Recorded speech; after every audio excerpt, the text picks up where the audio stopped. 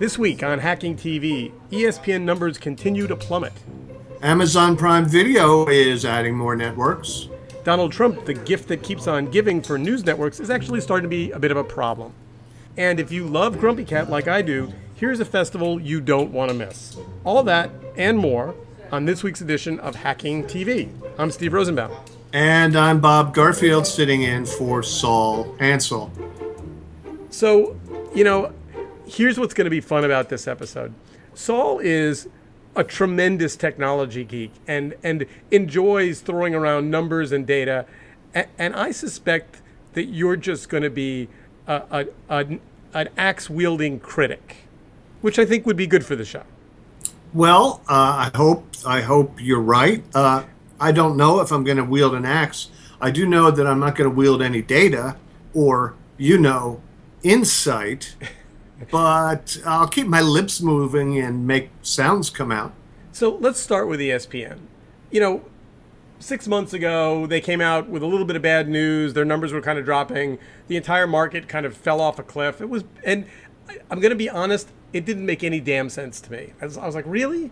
I mean, I don't watch sports. It fell off a cliff. But now that I'm actually looking at the numbers, they're pretty terrible. They're like kind of horrible. I mean, they went from 99 million homes to 96 in 2 years and lost $2 billion. That's not good.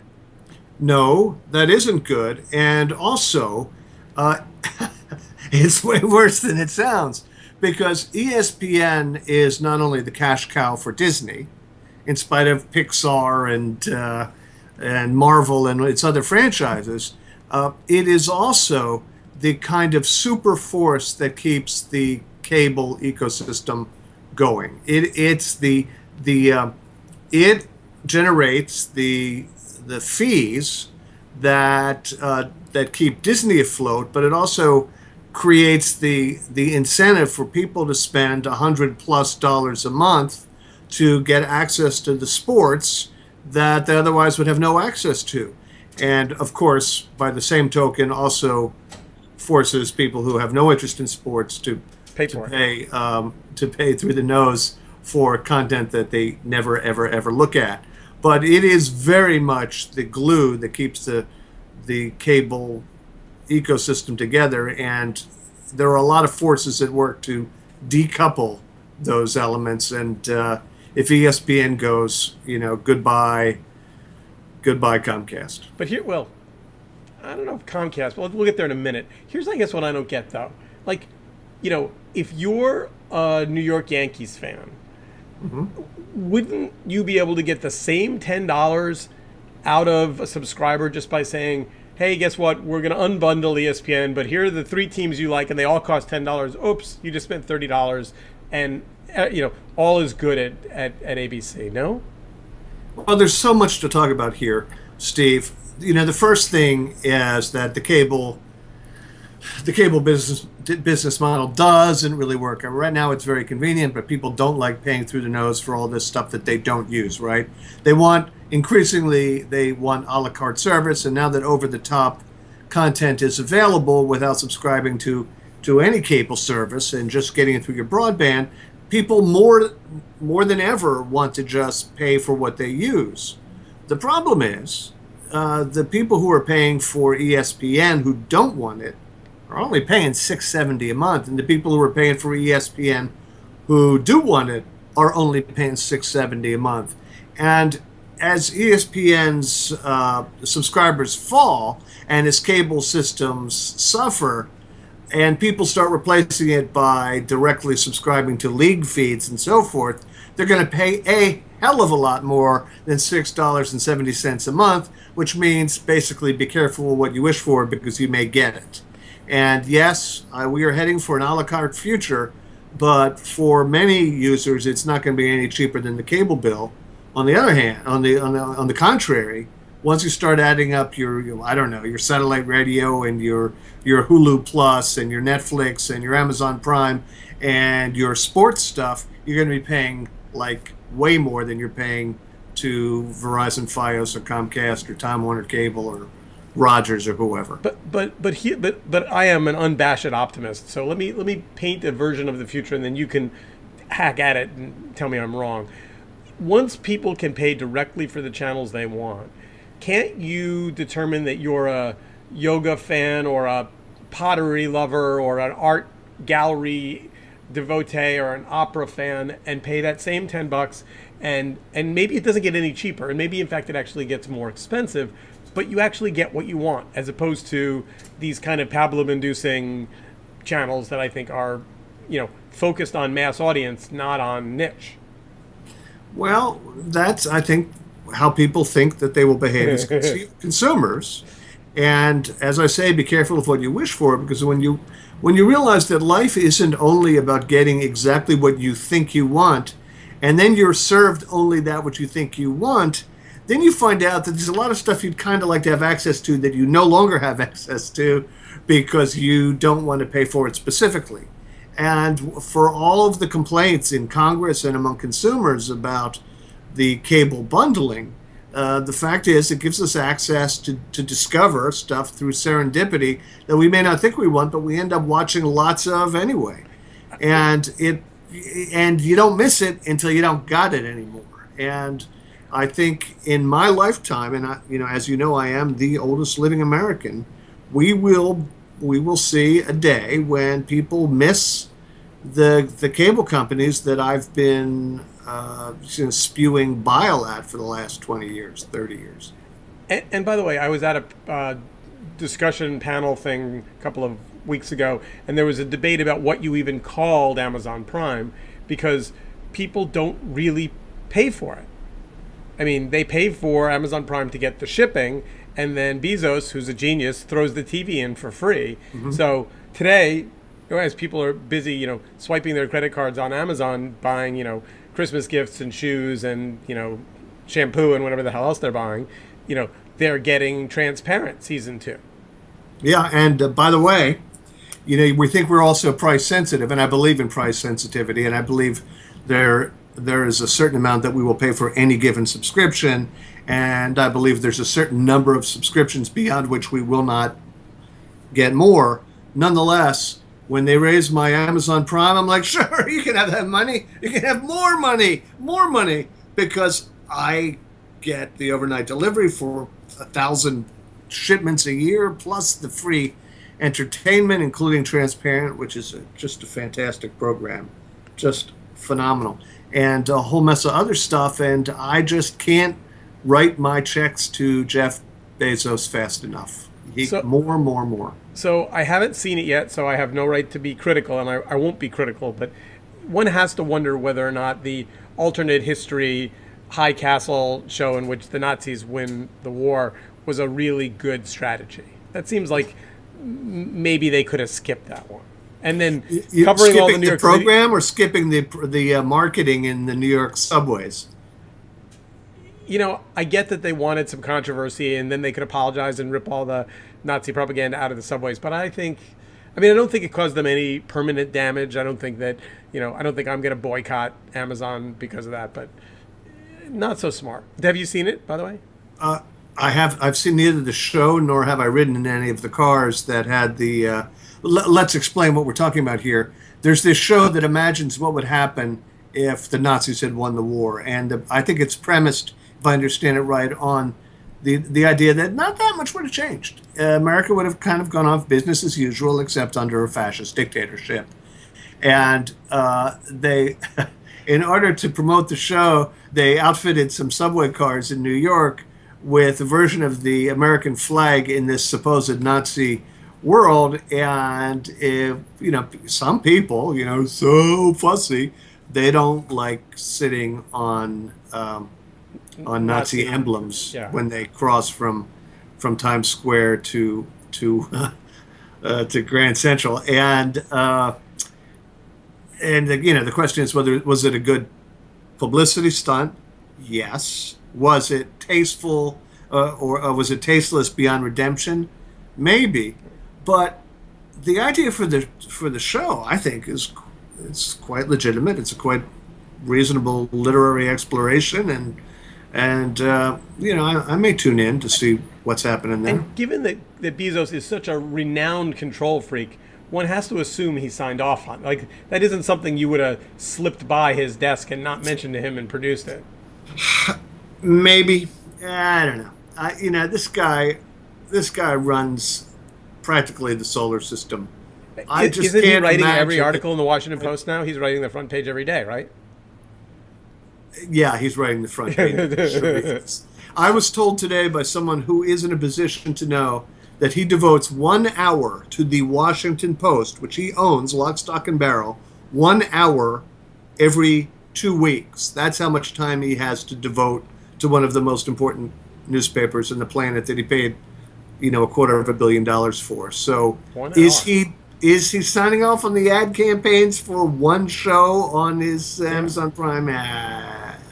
All right. Well, so Amazon is now planning to add other online networks to Prime Video, which is actually,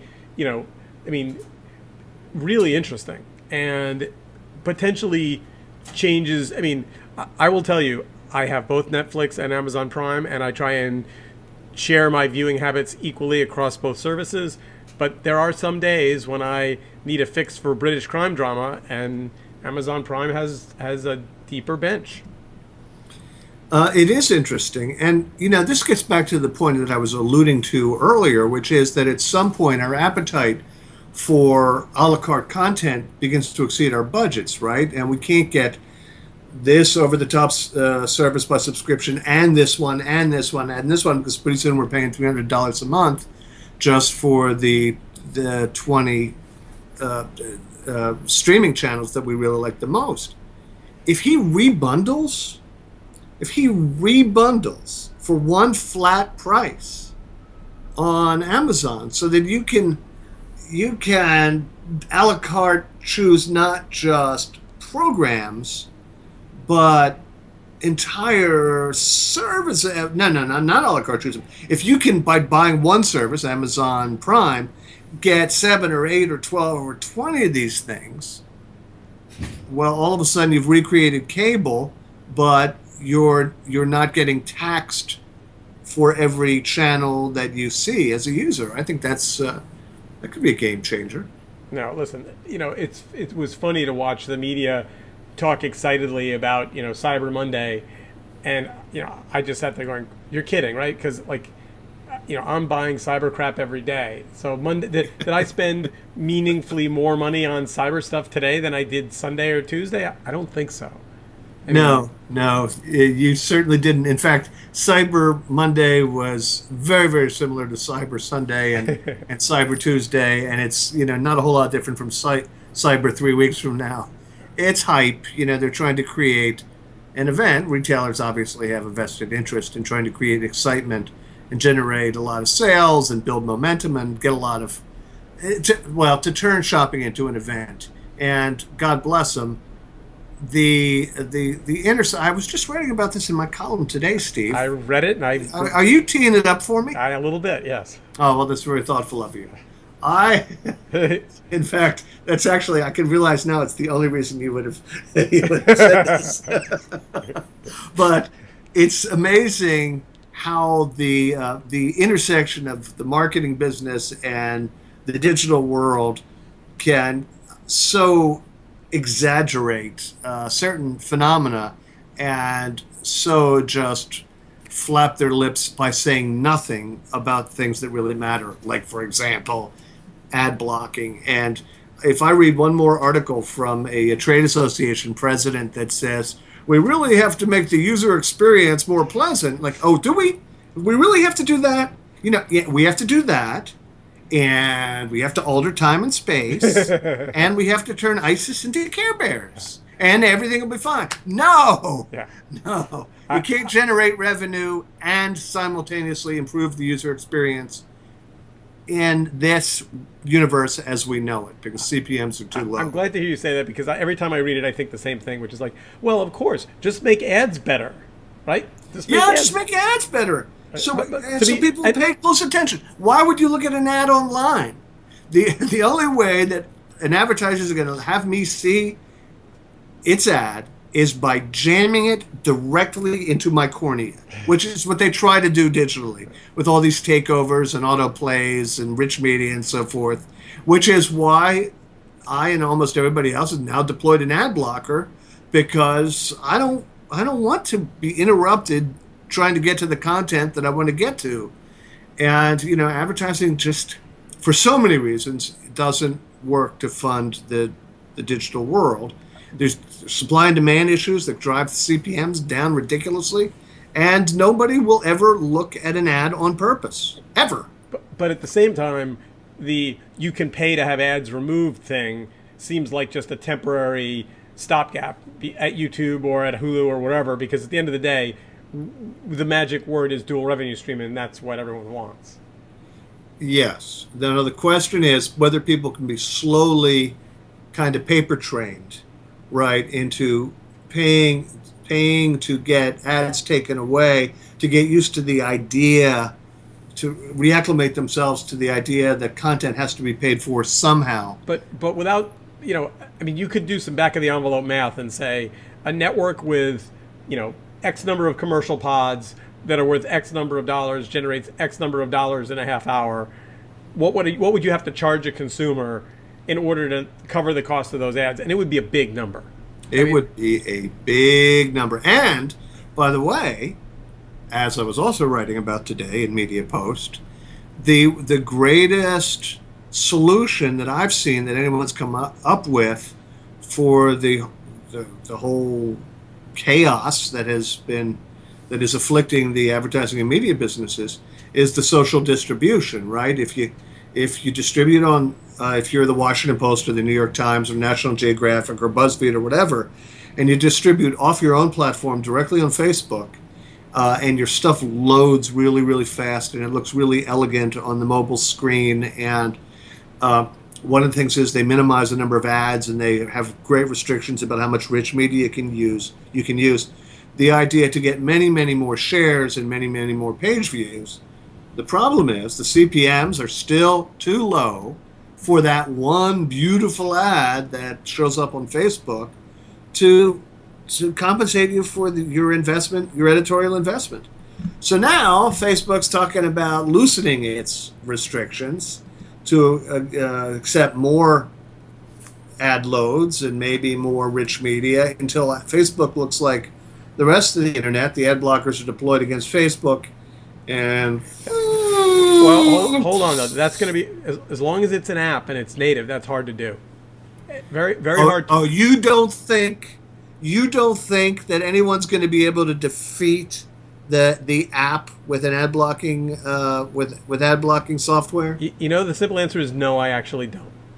And I'll tell you why. Because the text says that what happens inside the Facebook app, they control every piece of code in that experience. So if you build an add-on or a plugin that blocks ads, they just deny it and take it out of the service. I think it's why I think Apple is so excited about being an app-based, Apple TV, because they can control the experience and control the revenue. And by the way, which is why Apple now has its own social distribution-like program, Apple News, which is kind of terrible. Pardon me? Which is kind of terrible. Well, it might be, but they are providing a platform for ad-supported media. Although they're also making their new operating system on which this resides is very friendly to ad blockers, unlike Facebook. So where does this all end up? I don't know, but I'm still shorting, the Tribune company. So let's talk about Snapchat. So Snapchat's a funny little company. Most people over the age of, 28, 27, 31, you tell me what the age is, have never looked at Snapchat, wouldn't know it if it bit them in the ass. And yet, it's growing really healthily. It's doing interesting things with video. It's using user-generated content in ways that nobody else is, and seems willing to walk a funny line between monetization and good content and user-gen in a way that, for example, Facebook isn't. The jury's still out on whether or not they're going to look back and wish they'd sold for $1 billion back when they had that offer. but I tend to think maybe not. I'd go the other way. Yeah. I think they will eventually wish they had taken the Twitter route, and the reason that they're going to wish that is Twitter. You're either monetizable or you aren't. Facebook turned out to be magnificently monetizable. Twitter turned out to be less so, and everybody who jumped to get that IPO is now regretting it because there's no growth in the forecast of any to justify the share price that was paid. And the VCs walked out whole and they made a fortune, and everybody else is sucking wind. And I think Snapchat. I don't know where their zillions are going to come from. Anyone going to pay them? They're going to pay them cash money for Snapchatability? Is it going to be advertising based? How are they going to generate CPMs that are significant? Unless they better be pretty hospitable to video. So here, let me just throw in a random word because it's about the right time to say it. Native. I don't know what it means, but I just like saying it because it sounds. Yeah, thanks very much, Steve. It's been great to be with you. Good night. All right, so let's move on to the. There are two topics left in this program. Will Donald Trump impersonating and humiliating the reporter from the New York Times be the moment where decent human beings finally realize that he's a repulsive son of a bitch and needs to get off the stage? I mean, the fact that he's saying he's not impersonating him when it's so clear that he's referring exactly to the guy with his hand in the whole I give him credit for, but the reason that this is on this show is that there is now the news organizations are now starting to talk about maybe having Donald Trump tell them how to cover Donald Trump needs to be pushed back on, and even Fox News is in on that. Well, let me address the first question first. I know it was meant kind of rhetorically, but I think I have the answer for it. The answer is no. I don't think the Serge Kowalewski episode is going to destroy him any more than the ridiculing John McCain war hero did, any more than ridiculing religious people in Iowa did, any more than calling most of Iowans dummies, any more than his lies about, and oh my goodness gracious, the number of untrue things that he has said and repeated to say just grows and grows and grows.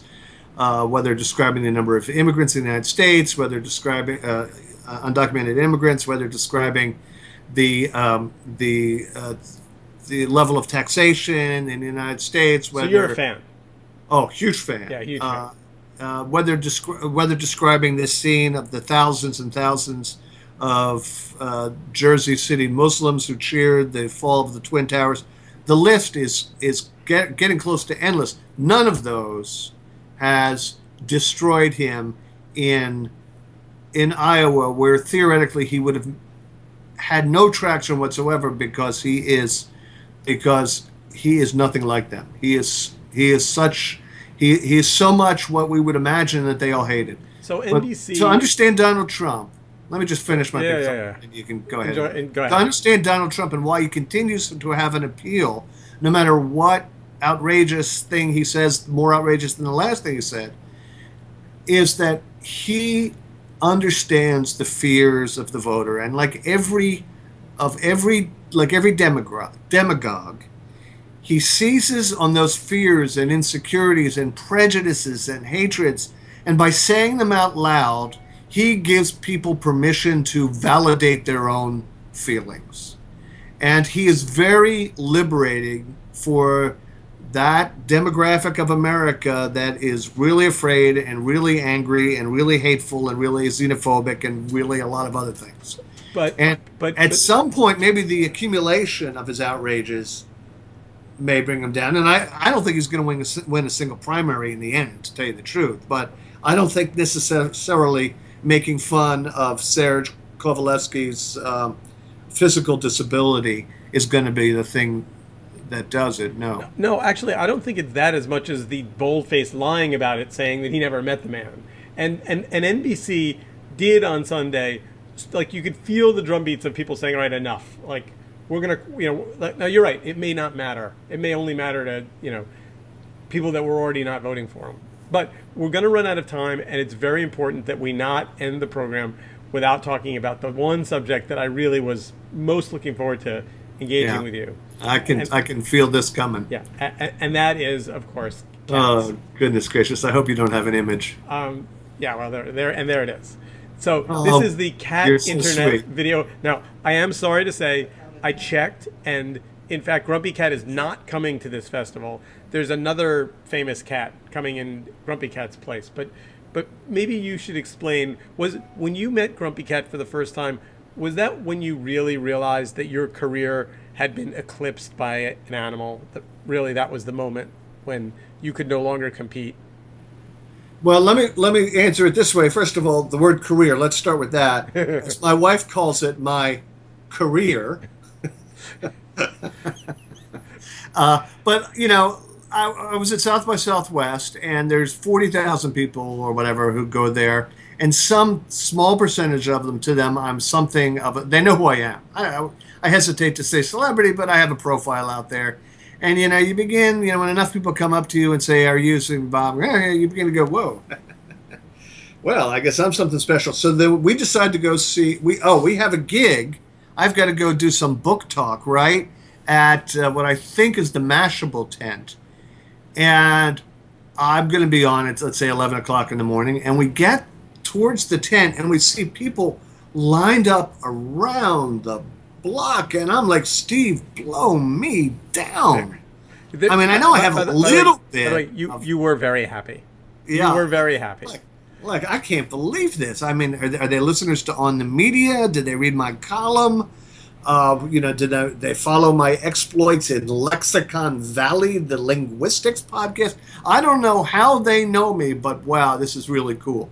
And of course, we get there to the tent and we see that they're lined up not for Garfield, but for fucking Grumpy Cat.